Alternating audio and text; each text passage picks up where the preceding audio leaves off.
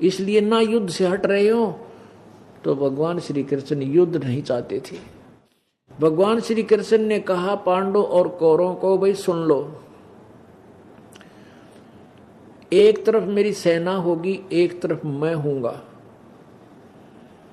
यानी आज एक तरफ मैं हूंगा तुम कोयसे की तरफ, एक तरफ मेरी सेना होगी, और तुम्हारी इच्छा मांग लियो जो सी तुमने ठीक लगे।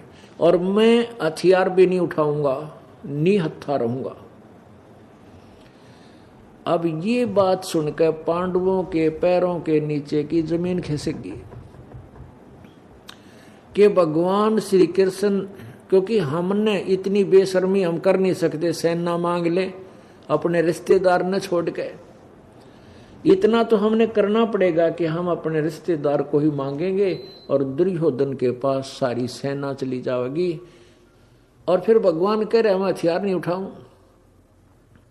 चलो पहले थे सुदर्शन चक्र करते मार मुर दिया करते थे, अब वो भी कहे मैं हथियार ना उठाऊं, तो हमारी हार निश्चित है। पांडवों ने मन में एकदम आया बात आ गई। पांडवों ने कहा कि भगवान हम बाहर मीटिंग से बाहर जाके कुछ अपना विचार विमर्श कर लेते हैं जो आपने कहा है। पांचों पांडव बाहर आ गए।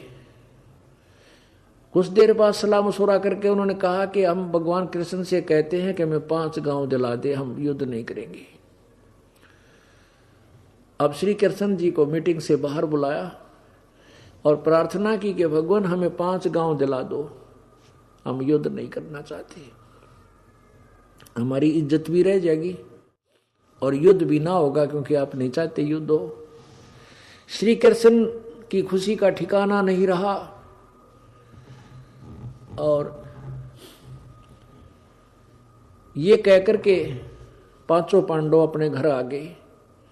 श्री कृष्ण जी खुशी खुशी से उस मीटिंग में गया जहां सारे पांडव बैठे थे, दुर्योधन बैठा था, योद्धा खड़े थे, उसकी सेना खड़ी थी, कुछ सैनिक अंगरक्षक खड़े थे।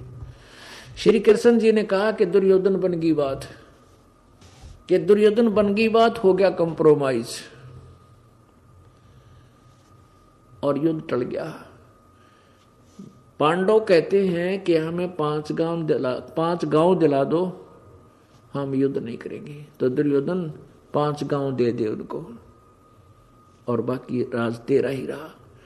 अब कहते हैं विनाश काले विपरीता बुद्धि, जब नाश होया करे ना उल्टी सोच चल कर आदमी में। अब दुर्योधन ने सोचा कि ये डर गए और क्यों यो समस्या गल में रखी और 5 गांव दूंगा तो ये फिर शक्तिशाली हो जाएंगे। तो दुर्योधन ने कहा कि कौरवों के लिए तो सुई की नोक टेक इतना जमीन नहीं है और उनको लेना है तो युद्ध करके ले लेंगे। अब इस बात से श्री कृष्ण जी एक शुद्ध हो गए, गुस्सा आ गया उनको। कहने लगे रे दुर्योधन, तू तो भाई एक शैतान पैदा हो गया धृतराष्ट्र के, तो इंसान नहीं है। तू तो नाश करना पैदा हो गया, नाशक। अरे अब कहां 5 गांव की दाराज, तेरी बुद्धि भ्रष्ट होगी, तेरा सर्वनाश निकट है, समझ लेना। अब राजा के अंदर अभिमान होता है। अब दुर्योधन ने सोचा कि ये मेरे को कटुवचन बोल रहा है कि द्वारका का व्यक्ति इतनी दूर आके ये बकवाद कर रहा है। दुर्योधन ने कहा अपने सैनिकों से कि योद्धाओ इस कृष्ण को पकड़ो और कैद में डाल दो। अब जो ही दुर्योधन का आदेश पाते ही योद्धा लोग चले श्री कृष्ण को पकड़ने के लिए। श्री कृष्ण जी ने अपना विराट रूप दिखाया। उस विराट रूप को देखकर ऐसे घबरा गए, कोई किधर पड़ा है, कोई किधर पड़ा है। उनकी आंखों देख नहीं सके उनके रूप को, इतना तेज था। और श्री कृष्ण जी सभा से निकल आए और द्वारका चले गए। अब पुण्यात्माओं युद्ध की तैयारी होगी। अब युद्ध की तैयारी हुई तो आदि से 7 अक्षौणी सेना तो पांडवों की थी, 11 अक्षौणी सेना थी कौरवों की। यानी 11 करोड़ तो समझ लो, एक वैसे समझने के लिए 11 करोड़ सेना तो कौरवों की और 7 करोड़ सेना पांडवों की आमने सामने खड़े होगी और उत्तरागत बोली।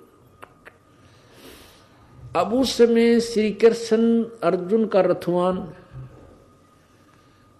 अर्जुन ने श्री कृष्ण जी से कहा भगवान मेरा रथ दोनों सेनाओं के बीच में रोक दे और मैं देख लो मेरे सामने कौन टिकने वाला है, ताकि मैं उसको फिर संवार दूं अच्छी तरह।